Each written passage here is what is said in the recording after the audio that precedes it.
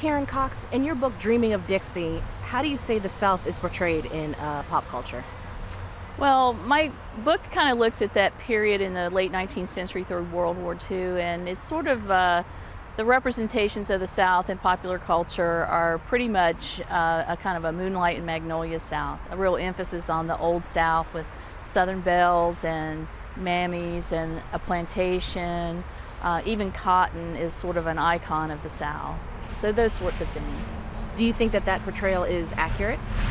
I think that portrayal is probably inaccurate, particularly for the 20th century. They're kind of looking back and grasping romantic images of the region from the antebellum period and sort of incorporating them into the media of the 20th century. How has this image been perpetuated? This into the present day? Mm-hmm. Well, the images continue to be perpetuated in some ways. I mean, in some ways there's a demarcation point after World War II because of civil rights movement, and there's new types of representations of the South in popular culture. But in more recent years, let's say the Southern belle figure, for example, people might look at Designing Women, for example, in the 1980s as a continuation of the Southern belle image, a maybe more modern one.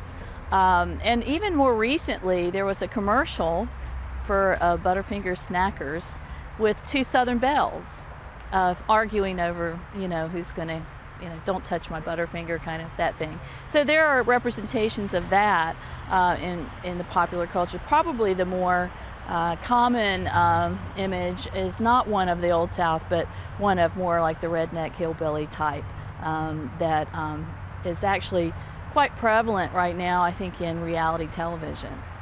I think what the imagery has done to the South's reputation is sort of pigeonhole the region as a distinctive region that somehow hasn't changed any in over 100 or 150 years. So that the longer popular media, television in particular, perpetuate this particular kind of image of the South, and no one actually sees the South or Southerners as progressive at all, that somehow they're still ensconced in the past, and it continues to allow people from outside of the South to sort of kind of point to the South as either distinctive or somehow in an inferior region.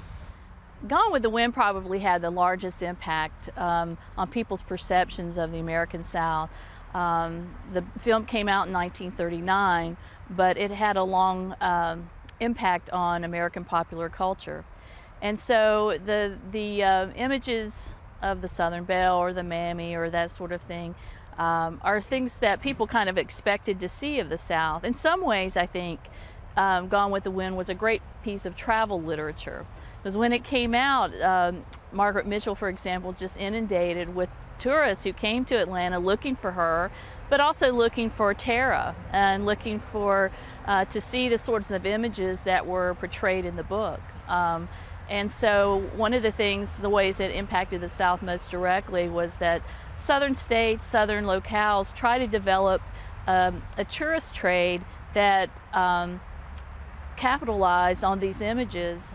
So you could come to a plantation, you could come to, you could see women dressed in hoop skirts to give you a tour of the plantation and things like that. So I think the one thing about Gone with the Wind overall was it continued to keep, as I said before, the South sort of locked in time as this plays an antebellum place, even though we're in the 20th century. So it sort of kind of looks at it as a place that continues to hold on to its past and its past traditions. First of all, let's make it clear that there are consumers out there that want it and like it and enjoy it. So if, in the South in particular before World War II, before the South really industrializes, tourism is a big industry for the South. So yes, they want to capitalize on it and make money on it. There are a lot of Southerners that don't particularly care for that image. Certainly African Americans don't care for that image because that particular image, now I can't say it continues today, but in the time period that that my book covers, which is through World War II, it had really negative repercussions for African Americans nationally. It wasn't just Southern blacks, but everywhere, Black Americans everywhere, because these stereotypes that you would see in every form of popular culture were so ingrained in people's consciousness that it made it hard for them to talk about progress for the race when they were up against this, this image, which is in everyone's face, in every form of popular media. It's like, how can we talk about civil rights, progress for the race, when everyone around us thinks we're here to entertain or to serve food?